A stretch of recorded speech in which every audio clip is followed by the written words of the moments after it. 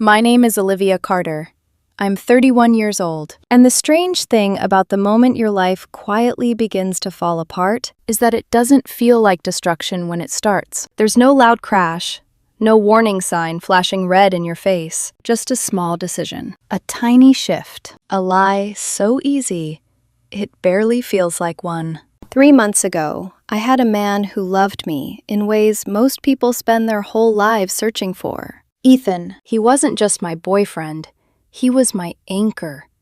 The kind of man who remembered how I liked my coffee, who held me through the worst nights, who never once made me feel like I was too much or not enough. And I still destroyed everything. Not in one moment, but in 100 quiet ones. It started after my second miscarriage. I remember standing in front of the bathroom mirror, staring at a body that didn't feel like mine anymore. Softer, heavier, broken in ways no one could see. Ethan never said anything, not once. "You're beautiful," he'd tell me, brushing my hair back like he meant it. And the worst part? He did mean it. But I didn't believe him, because it didn't matter how he saw me. I hated how I saw myself. Invisible.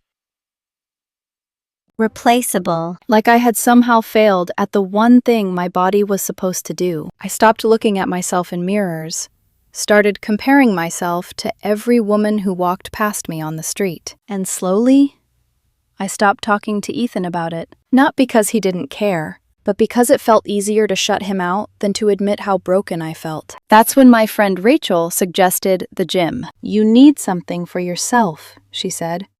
"Trust me." It changed everything for me. She looked incredible, confident, lighter, not just physically, but emotionally. So I signed up. That's where I met him. Lucas. He was 28. The kind of effortlessly attractive that made you straighten your posture without realizing it. Confident, attentive, the kind of man who looked directly at you when you spoke, like you were the only person in the room. The first time he corrected my form, his hands rested on my waist just a second longer than necessary. "Relax," he said softly. "You're doing better than you think." I hadn't heard something like that in a long time, not from someone who didn't have to say it. That night, Ethan asked me about the gym. "Trainer a guy or a girl?" he said casually, leaning against the kitchen counter. "Guy," I answered, and then, without thinking, without pausing, "But don't worry, he's gay." That was the moment. The first crack, the lie that made everything else possible. Lucas wasn't gay. I knew he wasn't. But Rachel had laughed when I told her about Ethan asking. "Just say he's gay," she said. "Guys get weird about male trainers." And she was right. Ethan smiled immediately, relieved. "Oh, okay, good. That's great then." He looked proud of me, proud that I was trying, proud that I was taking care of myself. And I stood there, smiling back at him, already lying. The training sessions got more intense. Lucas pushed me harder than I'd ever pushed myself. "Again," he'd say, "you're stronger than you think." His voice stayed calm, encouraging. His touch, professional, but lingering. Too lingering. "You're doing amazing," he told me one morning, handing me a towel. "Ethan's a lucky guy." I felt my chest tighten, because for the first time in months, I felt seen. Not as someone broken, not as someone who had failed, but as someone desirable. That feeling became addictive faster than I want to admit. A few weeks later, Lucas suggested we start running in the mornings. "Before the gym opens," he said. "Just us. It'll accelerate your progress." I should have said no. Should have recognized that stepping outside the gym meant stepping outside a boundary, but I didn't, because it felt good. Too good. We started running 3 mornings a week, just the two of us. At first, it was small talk, music, work, random stories. Then it became something else. Deeper. He told me about his past, his ex-girlfriend who cheated on him, how it messed him up, how he hated feeling replaceable. I listened. I understood that feeling more than I wanted to admit, and without realizing it, I started telling him things I hadn't even said out loud to Ethan. About the miscarriages, about the way I felt like my body had betrayed me, about the quiet resentment I didn't even know I was carrying. Lucas listened like it mattered, like I mattered. And somewhere along the way, I stopped talking to Ethan altogether. Not completely, but the real conversations? The honest ones? Those belong to Lucas now. The texts started small. Good workout today. Then, good morning. Then long conversations that stretched past midnight. While Ethan slept beside me. You're always on your phone lately, he said one night. His voice gentle, not accusing. Just Rachel. Gym stuff, I replied, barely looking up. Another lie. They were getting easier. That should have scared me. It didn't. Because every time my phone buzzed and Lucas's name lit up the screen, that small, dangerous part of me felt alive again. And I chose that feeling over everything else. Even him. Even Ethan. Even the life we had built together. I just didn't realize yet what it was going to cost me. The first time Lucas texted me before sunrise, I stared at the screen longer than I should have. Already thinking about you. Don't bail on me this morning. It was playful, light, easy to excuse, but my pulse jumped anyway. That should have been enough to tell me I was already somewhere dangerous. I got out of bed quietly, trying not to wake Ethan. The apartment was still dark, the silence soft and domestic, the kind of silence that belongs to people building a life together. Ethan shifted once under the blanket, half awake, and murmured, "Be careful, Liv." Just that. No suspicion, no control, no jealousy, only care. And I still left. The morning air was cold enough to sting my lungs, but Lucas was already there, waiting for me in the park, stretching beneath a row of pale streetlights like he had nowhere else in the world to be. "You came," he said with a grin. I laughed like that meant something. Like I hadn't been rearranging my whole emotional life just to make sure I kept hearing his voice. Those runs became the part of my week I lived for. At first, I told myself it was because I was getting stronger. My body was changing. My clothes fit better. I looked less like grief had taken permanent residence in me. But that wasn't the real reason. The real reason was the way Lucas looked at me, the way he listened, the way he made every insecurity sound like a wound only he knew how to touch without hurting me. That was the lie I swallowed whole. Not that he loved me, that he understood me better than Ethan did. One morning after our run, we sat on a bench near the water, both breathing hard, sweat cooling on our skin. Lucas was quieter than usual. "What?" I asked. He looked down at his hands, then at me. "You ever feel like you're disappearing in your own life?" The question hit so precisely, it almost made me angry. "Yes," I said. He nodded slowly, like he already knew. "My ex used to do that to me," he said.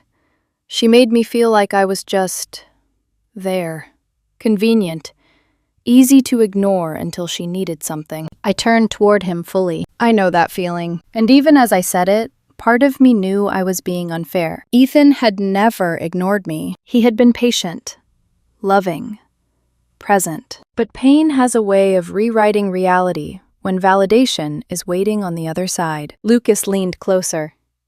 "You deserve better than feeling invisible, Olivia."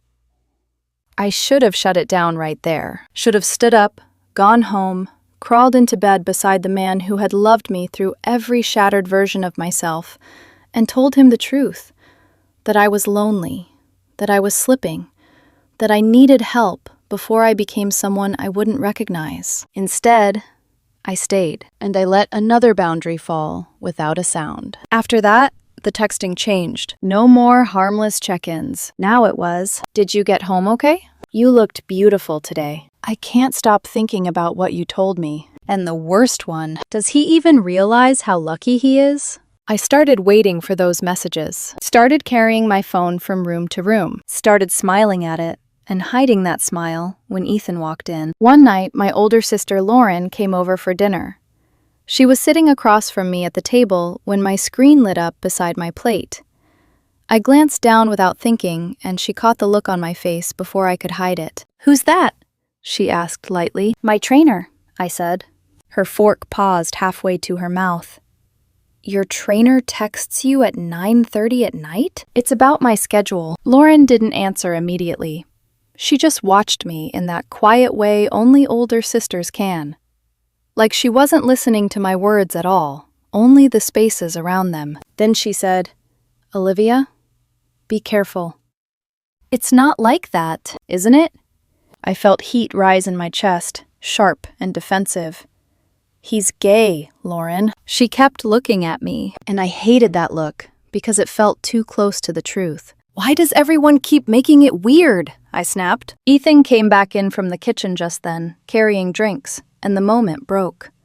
Lauren let it drop, but not because she believed me. I could see the worry in her face all through dinner. I should have listened to it. A week later, Lucas kissed me. It happened on a Tuesday morning after our run. We were stretching under a tree near the edge of the park, hidden enough to feel private. He moved behind me to adjust my posture, his hands sliding to my waist, then my hips. My body went still, too still.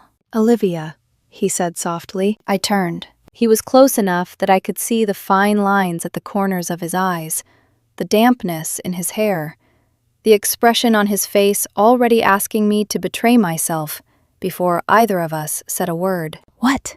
I whispered. He looked at me like he was about to confess something tragic and beautiful instead of something selfish and destructive. I think I'm falling for you. My heart slammed so hard it made me dizzy. In that one suspended second, I knew exactly what the right response was. I have a boyfriend. This is wrong. Don't say that again. But the wrong response felt warmer, softer, easier, so I gave it to him. I think I'm falling for you, too. The kiss lasted only a few seconds, but it changed the direction of my life. When I pulled away, I was shaking. Not because I didn't want it, because I did. And that terrified me in a way I refused to name. Lucas smiled like we had stepped into some great love story instead of a disaster. I went home afterward and found Ethan folding laundry in the living room. He looked up when I walked in. Good run? I stood there in the doorway, my lips still feeling unfamiliar, my entire body carrying the evidence of what I had just done. Yeah, I said, and then I smiled at him. That was the moment I think something in me split. The woman who still could have turned back, and the one who kept going. The affair started 3 days later. Lucas booked a hotel downtown, said he didn't want to rush me, said he wanted to be careful, said this only happened because what we felt was real. Even now, I hate how badly I wanted to believe that. I told Ethan I had an extra training session, then dinner with Rachel. He kissed my forehead and said, I'm proud of you for sticking with this. I nearly broke then. Nearly confessed right there in the hallway with my hand on the doorknob. But guilt is strange. It doesn't always stop you. Sometimes it just makes you quieter while you keep doing the thing that's killing everything good in your life. The hotel room smelled like expensive soap and overused air conditioning.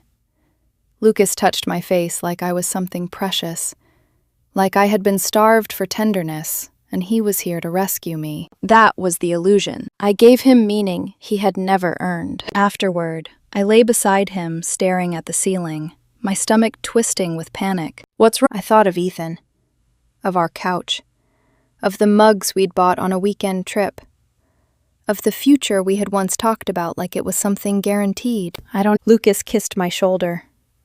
You deserve to be happy, Olivia. That's every time guilt rose, I used it to numb myself. You deserve to be happy. As if happiness and betrayal could exist in the same room without poisoning each other. We started meeting more often. Hotels at first. Quiet afternoons paid for with money Ethan and I had set aside for our future.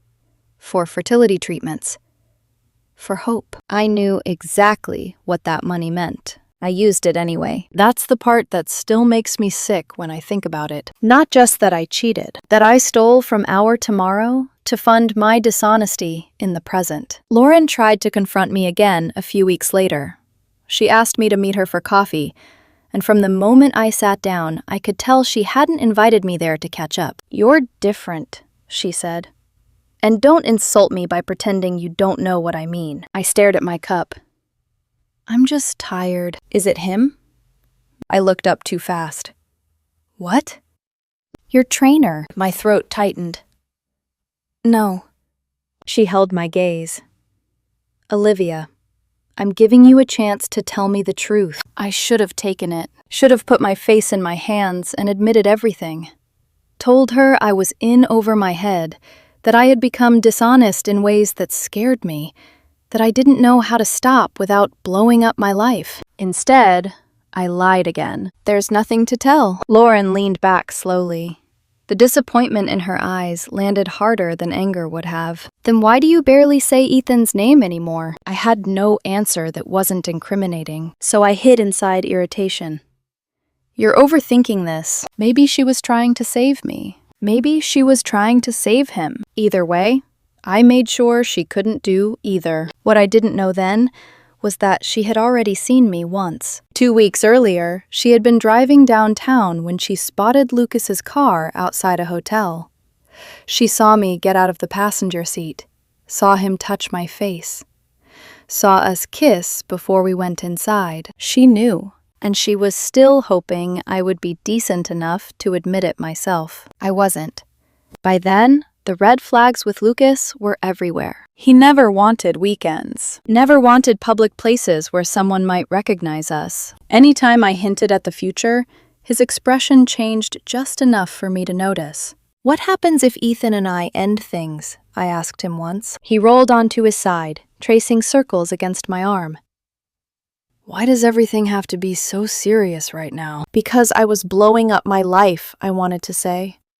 Because if I was destroying something real, I needed to believe it was for something more than stolen afternoons and flattering messages. But I didn't say that, because somewhere deep down, I already knew the answer. Lucas liked me most when I was unavailable. Complicated women are exciting when they belong to someone else, less so when they start asking for permanence. Still, I kept going, because by then, I wasn't just lying to Ethan. I was lying to myself harder than anyone. Ethan noticed the distance, of course. How could he not? He suggested date nights. I said I was tired. He reached for me in bed. I turned away. He brought up the idea of trying again someday. Carefully, gently, like he was handling broken glass. And I shut down so fast, it made him go quiet. One night we sat together on the couch. The television on, but neither of us watching. My phone buzzed in my hand. Lucas. Ethan looked at me for a long moment before speaking. Are we okay? 3 words. Soft. Careful. Almost afraid. I remember that more than any fight we ever had, because he wasn't accusing me. He was asking if he was losing me, while still hoping I would say no. Of course we are, I said. You just feel far away lately. I'm focused on myself right now. I know, he said. I just miss you. I should have put my phone down, should have reached for his hand, should have looked at the man who had loved me through grief, and let him tell me he was hurting. Instead, I let my frustration choose the words. Don't be so needy, Ethan. The silence after that was immediate. Brutal. He leaned back, like I had hit him. Not dramatically, not loudly, just enough that I saw the exact moment his heart tried to protect itself from me. Okay, he said quietly. Sorry. Sorry. He apologized for wanting his girlfriend back. After that, he stopped trying as much, worked later, asked fewer questions, gave me more space than I deserved. And I used that space to sink deeper into the affair, then blamed him for the emptiness I had created. By the time Lucas first came to the apartment, I had almost stopped hearing the alarms in my own head. Ethan was working late. Lucas texted me, "Your place?" I stared at the message for a full minute. That was a line, a real one. Concrete. Ugly. Impossible to pretend away. Then I typed back, "Come at 2.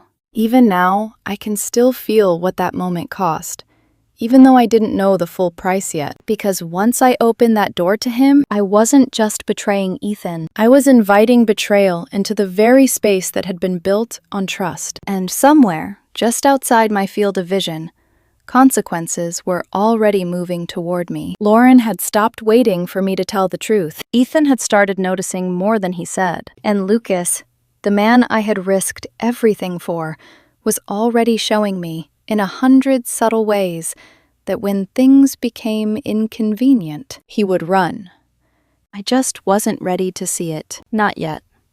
Tuesday started like every other lie I had learned to live inside. Ethan kissed my cheek before leaving, his hand lingering just a second longer than usual. Like he was trying to hold on to something he couldn't quite name. "Late meeting tonight," he said. "I'll probably be home around 8. I nodded, already calculating time in my head. "Okay," I replied, soft, normal, practiced. He smiled at me. God, he still smiled at me like I was someone worth loving. And then he was gone. The second the door closed, my phone buzzed. "Lucas, your place at 2. I stared at the message, my chest tightening.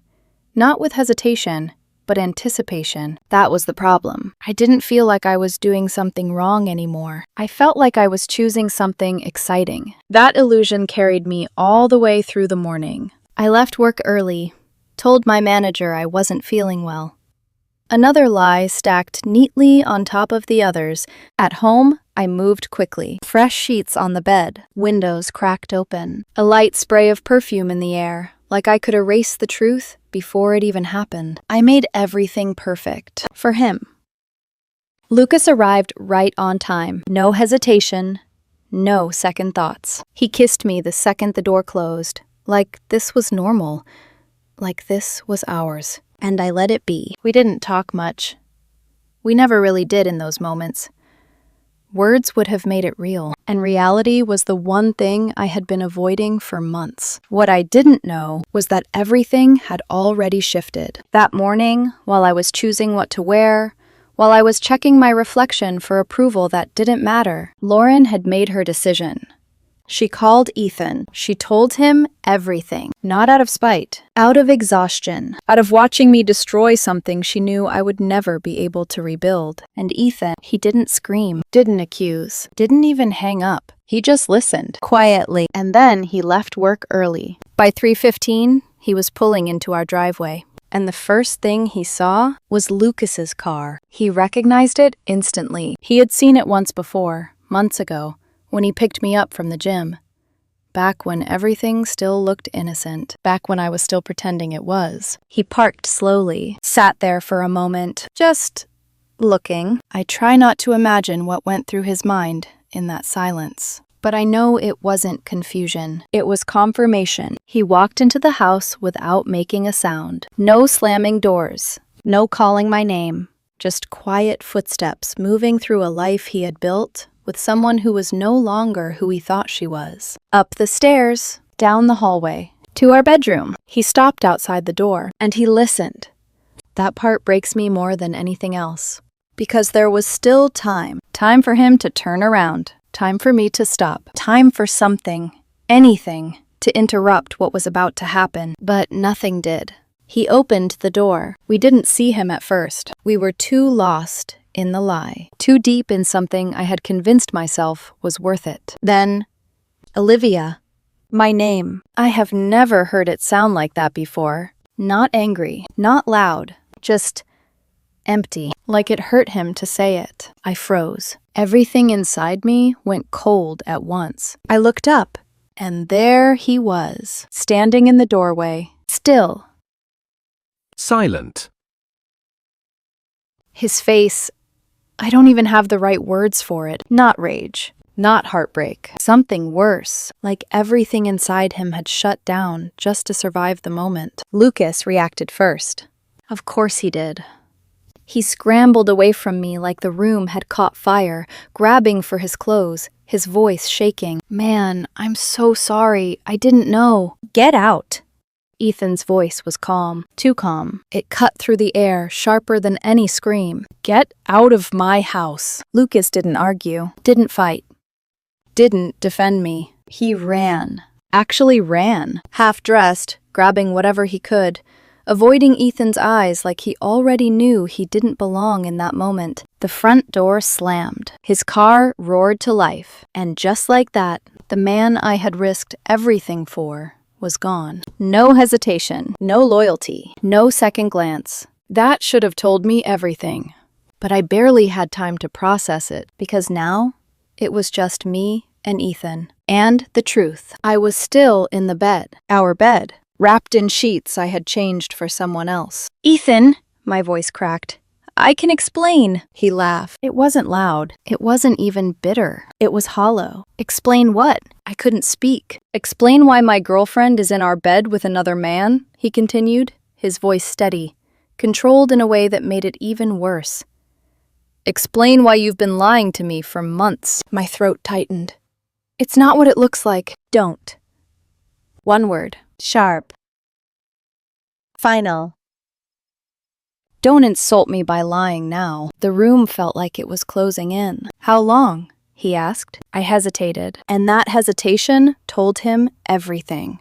"How long, Olivia?" 3 months, I whispered. He nodded slowly, like he had already known. "In our home?" he asked. I couldn't answer. "In our bed?" Silence. "How many times?" "I don't know." And somehow, it made it worse. He ran a hand over his face, exhaling slowly, like he was trying to hold himself together, piece by piece. Then his eyes shifted. "The account," he said.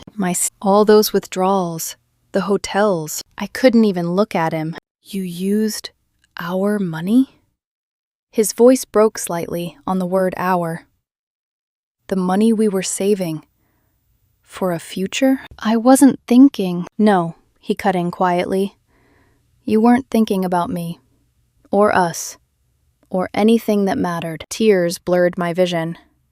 "We can fix this. Please. We can go to therapy." "No." The word landed like a door slamming shut. "We can't. Ethan, please." "You don't cheat on someone you love," he said, his voice steady again. "You don't lie to them every day. You don't bring someone else into their bed." He walked past me into the closet, started pulling out a bag. The sound of zippers, hangers, fabric, it all felt unreal. "What are you doing?" I asked, panic rising. "Leaving." No, you can't just leave." "I can't stay." His back was to me as he packed. "I can't look at you right now." "Please don't do this," I said, my voice breaking. "Please don't leave me." He paused, just for a second. Then he turned. And the look in his eyes, that was the moment I understood. I hadn't just hurt him. I had broken something that couldn't be repaired. "The worst part?" he said quietly. My chest tightened. "I would have done anything for you." I started crying harder, shaking my head. I know, I messed up, but..." "You already left me," he continued. "Months ago." Every word felt like it was stripping something away from me. "I'm just making it official." He picked up his bag, walked past me, down the stairs, out the front door, and then silence. I sat there in the bed, surrounded by the wreckage I had created. The sheets smelled like someone else. The room felt foreign, like I didn't belong in my own life anymore. I grabbed my phone with shaking hands. Called Lucas. No answer. Called again. Voicemail. I texted him. "Ethan found out. We need to talk." The message didn't deliver. Blocked. Just like that. The man I thought I was choosing had already erased me. I stared at the screen, my heart pounding, my chest hollow, and for the first time, really, truly, I understood. I had traded something real for something that vanished the second it was tested. I got dressed slowly, walked through the house, every corner filled with memories I had just destroyed. Our photos, our couch, our life, all still there. Except the part that mattered. Him. Ethan was gone. And this time, he wasn't coming back. The next morning, I was served divorce papers at work. They said my name out loud. Not quietly, not discreetly, loud enough that everyone in the office turned to look. "Olivia Carter?" I remember the way the room went still. Conversations fading mid-sentence. eyes lifting, recognition hitting in waves. I nodded. The envelope felt heavier than it should have, like it carried the full weight of everything I had done. I didn't even need to open it to know. Ethan hadn't hesitated. He hadn't waited. He had chosen himself. And I had forced him to. By lunch, people were whispering. By afternoon, they weren't even trying to hide it. I caught fragments as I walked past desks. Trainer. In their house. 3 months. That was the thing about betrayal. It doesn't stay private. It spreads. Contaminates everything. My boss called me into her office before the end of the day. She didn't look angry. She looked uncomfortable. "Olivia," she said carefully, folding her hands together, "we need to talk about your performance." I swallowed. "It won't affect my work." "It already has." Her tone was gentle, but firm. "The Morrison account?" My chest tightened. I had missed deadlines, skipped prep, half-finished presentations, because I had been texting Lucas, because I had been distracted by something that didn't even exist anymore. "I can fix that," I said quickly. She shook her head. "I think it's best if you take some time. Unpaid leave. Focus on sorting things out." Unpaid leave. Corporate language for, "We don't want you here right now." I nodded. What else could I do? By the time I got home, the house was quieter than I had ever heard it. Ethan had been there. I could tell immediately. Closet doors slightly open, drawers emptier, his shoes gone from the entryway. Pieces of him erased. I walked into the kitchen, and that's when I saw it. His key, sitting alone on the counter. He hadn't just left. He had made sure there was nothing tying him back to me. That hurt more than anything, because it meant he wasn't coming back to talk, to fight, to try. He was done. Completely. I sank into a chair, staring at that key like if I looked at it long enough, I could undo everything that had led to it being there. My phone buzzed in my hand. For a second, something hopeful flickered in my chest. Lucas. It had to be, but when I looked down, nothing. No messages, no missed calls. He was still gone, like he had never existed. I tried calling him again anyway, straight to voicemail. I texted, "Please, just talk to me." No response. Nothing. The silence was louder than anything Ethan had said. I sat there for a long time before I finally called Lauren. She didn't answer. I called again, and again. On the 6th try, she picked up. "What do you want, Olivia?" Her voice was cold, unfamiliar. "You told him," I said, my voice shaking. "Yes," she replied. No hesitation. "How could you do that to me?" There was a pause, then a quiet, controlled breath. "I didn't do anything to you. You did this yourself." "I'm your sister!" "And Ethan is family." Her words hit harder than anything else that day. "He's been part of our lives for years," she continued. "He deserved to know the truth." "You chose him over me?" "I chose the person who wasn't lying to everyone," she said, "including me." I closed my eyes, gripping the phone tighter. "I need you," I whispered. There was another pause. When she spoke again, her voice softened, but not for me. "I'm with Ethan right now." That sentence hollowed me out completely. "He's barely eating," she added, "barely sleeping. And you want me to comfort you?" Tears slipped down my face. "I didn't mean for it to go this far." "It didn't go anywhere, Olivia. she cut in. You took it there, step by step, lie by lie. I had no defense, no argument, nothing that didn't sound hollow even to me. I'm here for him, she said, because he deserves someone on his side. And I don't? I asked, even though I already knew the answer. You deserve consequences. The line went dead. I stared at my phone, the silence settling in deeper this time. Not just from Lucas, not just from Ethan. From everyone. I tried the gym next.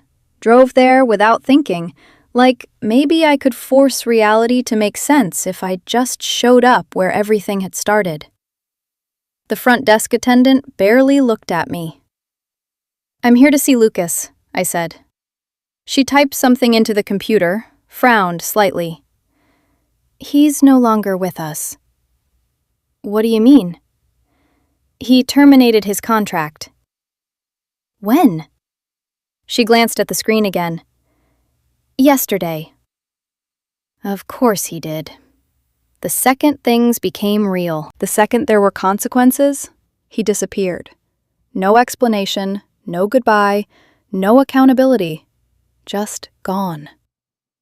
I walked out of the gym feeling like the ground wasn't steady anymore. Like everything I had built my choices around had dissolved the moment it was tested. Because it had. Lucas wasn't real. Not in the way I had needed him to be. He was an escape.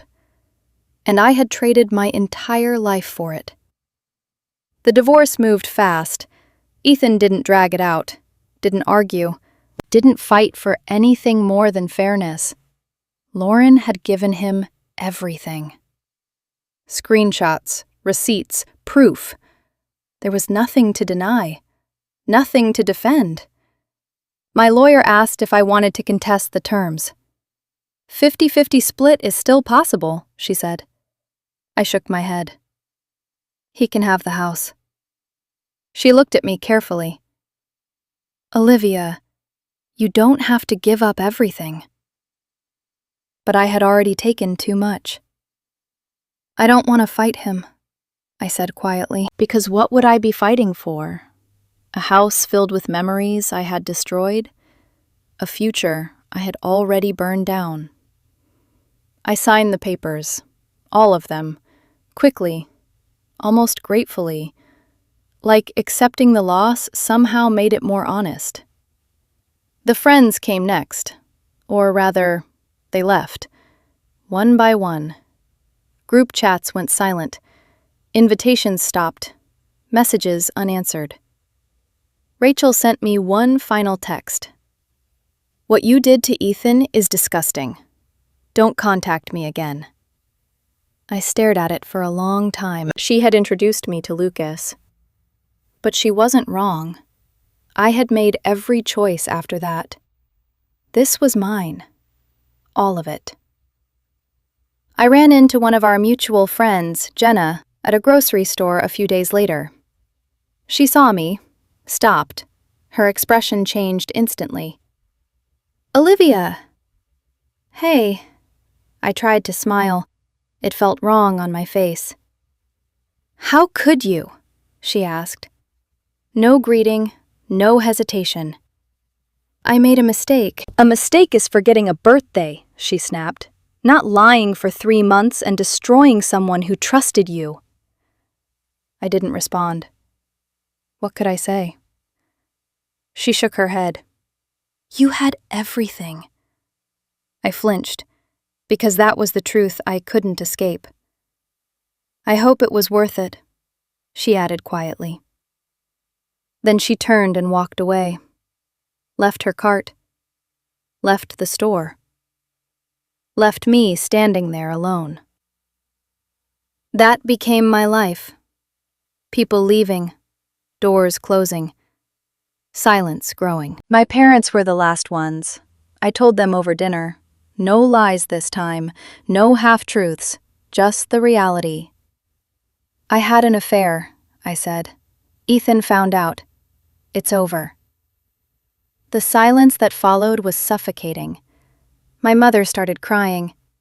My father didn't. He just looked at me, disappointed in a way that felt permanent. "You did what?" he asked quietly. "I cheated on him," I said again. "For 3 months." My mother covered her mouth. "How could you?" she whispered. I had no answer, because there wasn't one that made sense. "Ethan called us," my father said. "Of course he did. He told us everything, before you could try to explain it away." I nodded slowly. "He deserved that," I said. "Yes," my father replied. "He did." That was the moment I knew. They had already chosen. "Where am I supposed to go?" I asked. My voice sounded small, younger than I felt. My father leaned back in his chair. "You're an adult," he said. "You made adult choices." A pause, then, "You live with the consequences." No anger, no yelling, just finality. I moved into a studio apartment 2 weeks later. It was small, cheap. It smelled like old cooking oil and someone else's life, but it was all I could afford. Because work didn't last much longer. They let me go while I was on leave. Position eliminated. Another clean, quiet way of saying, "We're done with you." I stopped trying to explain things after that. Started delivering food instead. Jobs where no one asked questions, where I could exist without being known. One night, I picked up an order that made my hands shake before I even saw the address. Ethan's brother's building. I almost canceled, almost drove away, but I didn't. Because at that point, I didn't feel like I deserved to avoid anything. I knocked on the door. It opened, and there he was, Ethan. For a second, neither of us moved. He looked different, healthier, lighter, like the weight of me was gone. "Hi," I said softly. He didn't answer, just stared at me like I was someone he used to know, someone distant, irrelevant. "I didn't know this was your order," I added quickly. Still nothing. Then he reached into his pocket, handed me cash. No eye contact. "Take it," he said. His voice was calm, detached. "And don't come back here." That was it. No anger, no sadness, just nothing. He closed the door, and I stood there in the hallway, holding the money like it meant something, like anything still did. That was the moment I realized I hadn't just lost him. I had lost the version of myself that existed when he loved me. And there was no getting that back. Not ever.